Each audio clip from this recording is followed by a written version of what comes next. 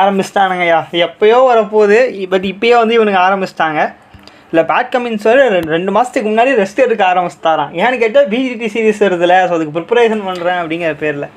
என்னையா நீங்கள் இதில் வேறு ஸ்பீச்சு வேறு.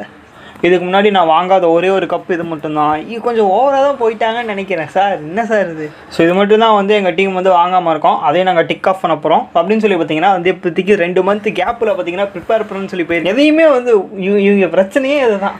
ஏற்கனவே இப்படி பண்ணி தான் T20 வேர்ல்டு கப்பில் அசிங்கப்பட்டாங்க. திருந்த மாட்டேங்கிறாங்களே.